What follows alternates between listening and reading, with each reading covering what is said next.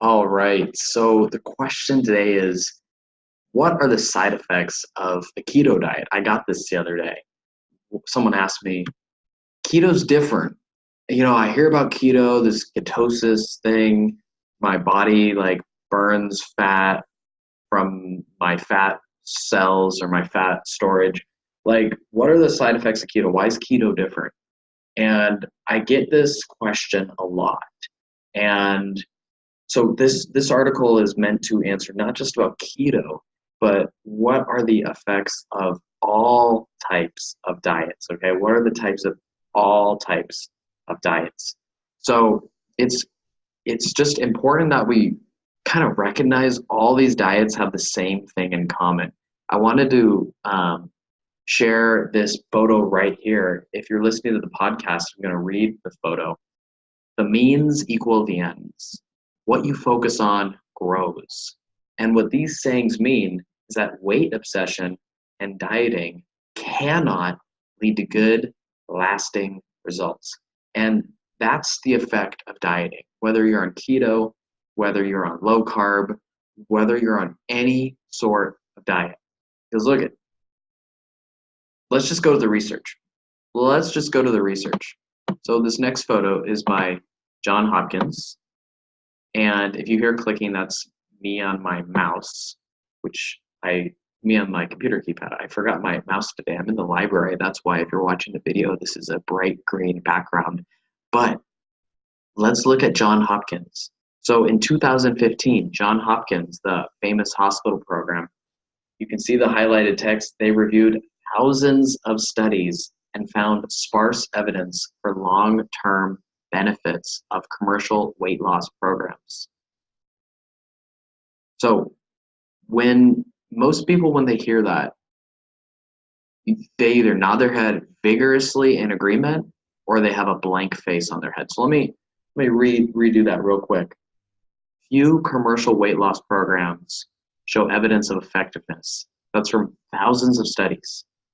Now, I know that's just a data point and it's kind of hard to comprehend, especially if you're coming from a place where you believe keto works. You believe that low carb diets work. And when I'm telling you that the long-term effects of dieting are all the same, that is hard to wrap your head around. Okay? So there's two things you got to do.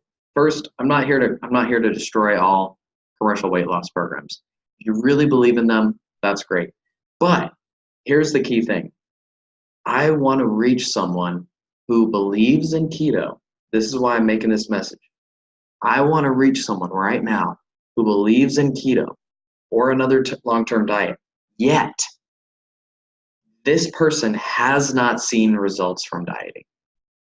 Make that clear. You've tried all these diet programs before. You've done all of it. You've done your research. You've tried everything.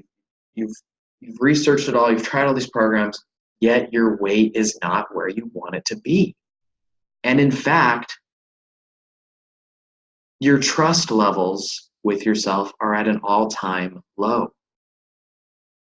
Just this very morning, I talked with a new woman, and she was not sure what this whole thing was about, but she didn't know there was an alternative. And she said, like, I could tell she was anxious that I was going to tell her to track her carbs. We actually talked about that. She had tried all this tracking stuff before, tracking points and all the apps. We went through like a dozen tracking apps, like MyFitnessPal. She named a few I hadn't heard of actually. But she said, "Oh man, it's so burdensome to log everything." And she said, "I'll do it for a week, but then I'll drop off." And that's the experience with a lot of people. All these diet programs work temporarily, but long term, the weight comes back and the trust goes down. That's what John Hopkins is saying. If you disagree, great. I'm not here to convince you, okay? But I'm here to bring light to the person who feels confused, to the person who hasn't seen diet working for them, and they wonder why. Now, let me not belabor the point.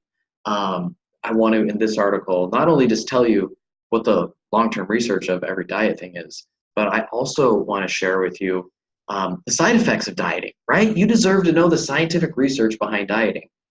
There's another link on this article to another in-depth research article I did where I went to the Weight Watchers homepage. I went to Weight Watchers, the research center of Weight Watchers. It's like weightwatchers.com/US/research center, something like that. It's on the post I'll link to. And they have 7,000 articles saying Weight Watchers is great. Scientific articles, but at the very top, in bold text, Weight Watchers says, as defined up to 6 to 12 months. So all the research that's beyond 6 to 12 months, they don't count. They're saying they're backed by science, but, they're saying themselves it only counts up to 6 to 12 months. They conveniently somehow forget to mention that long-term research on dieting actually shows these kind of negative results. Why do they lie, right? The diet industry is worth $68 billion in the United States. $68 billion. They have shareholders. They got financial incentive to market their programs and get repeat customers. Okay? So the sad thing is that many, many people actually become worse off through dieting. And back in the day when I wrestled in high school, this was like an extreme form of dieting, and probably not many people are doing like combat sports and trying to starve themselves, but it for sure screwed up my psychology. Okay? It for sure screwed me up. Like, it just screwed everything up. When you repress your emotions for years, your system goes haywire. I remember just like so for me personally, I would cope by playing chess obsessively by myself. I was always more of a thinker. I've always been more of a thinker, just intellectual guy. So I would block out my thoughts by playing chess obsessively. So after I got done with wrestling, I had all these these unmet needs, I guess, and I would just play chess like obsessively, 10 hours a day, and I'd smoke weed all the time. And that's what happens when we try to diet. We try to force ourselves to do something. We ignore our body, and we, go into a little hole, and it sucks. So, the sad thing is, though, a lot of people actually, the number one cause of an eating disorder is dieting. The number one cause of an eating disorder is dieting. It's sad. It's sad, It's sad that there's this massive diet industry that's promoting, and media and magazines and celebrities. The message is out there that you need to lose weight. And the message is not out there that if you try to lose weight in a way that restricts you, the end result is not going to be good. That's why that original quote, the means equal the end. What you focus on grows. If you're focusing on restricting yourself, if you're starving yourself, that energy is sacrifice and deprivation, you're not going to get a good long-term result. It just doesn't happen. The research bears that out. We have this thing from Do Fresh Work, which is from the University of North Carolina. The average woman at 25 diets 3 to 5 times a year, and there's body image issues. There's an unnecessary fear of food. Like, goddamn, an unnecessary fear of food. Imagine if that fear was gone. What would happen if that fear of food was gone? The thing is that oftentimes before you started dieting, you were better off. Dieting screws people up, and that's what this whole weight loss enlightenment message is about. This weight loss enlightenment message is not about losing weight. It's really not. It's about enlightening to time. It's enlightenment to time. It's seeing diets don't work over time. It's seeing that if I want to if I want to return to peace with my body, if I actually want to lose weight, the best thing I can do is to not focus on losing weight, to just forget about losing weight, focus on what brings me joy, what makes me feel light. That's what this whole thing stands for. That's kind of the concepts I learned in being a yoga teacher and actually living as a monk for 13 months without electricity. It's an interesting experience. But and I guess I'm on a sad note today. I guess I'm just riffing on a sad note. That's okay to be sad. Yeah, I'm a guy. It's okay to be sad. Um, there's another kind of this. Maybe it's because I'm an intellectual guy, but this thing hit me particularly hard when I came up with it. I just did a quick Google search for uh, definition of a diet, right? And so we have two definitions. One is the kinds of food that a person, animal, or community habitually eats, okay? And the next one is a special course of food to which one restricts oneself either to lose weight or for medical reasons. So we have two different diets. One is saying it habitually eats, the other one is saying restricts oneself to lose weight. So it's my belief, that diet companies co-opted the first meaning of the word. The first meaning of the word is beautiful, right?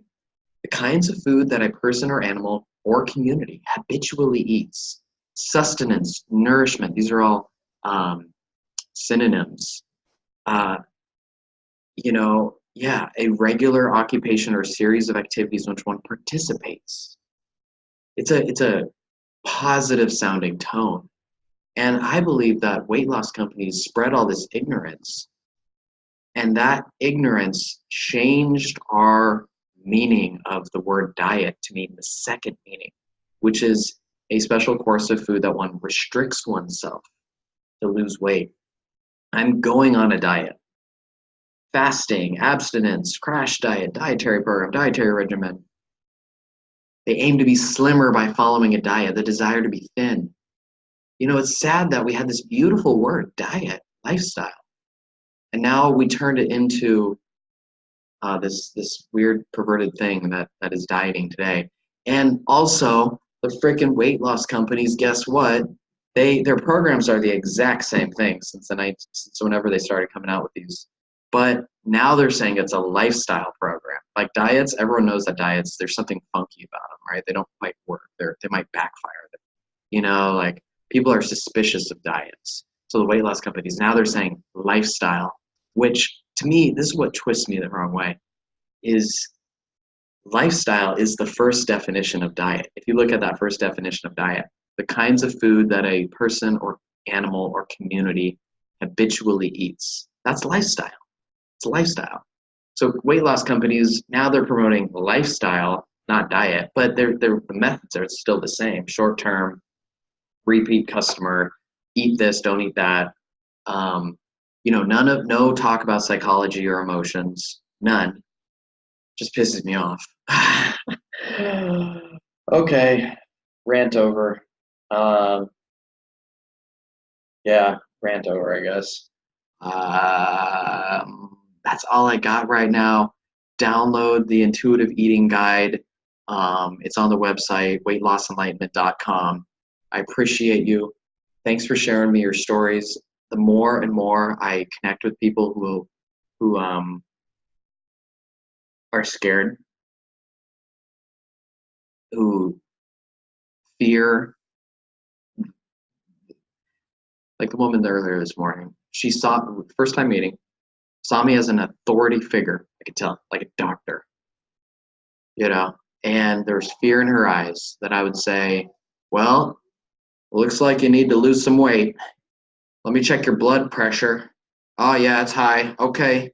You gotta cut back on those sugary carbs. You're going out it. Can't do that. I could tell there was fear in her eyes that I was gonna crack the hammer down on her for being overweight.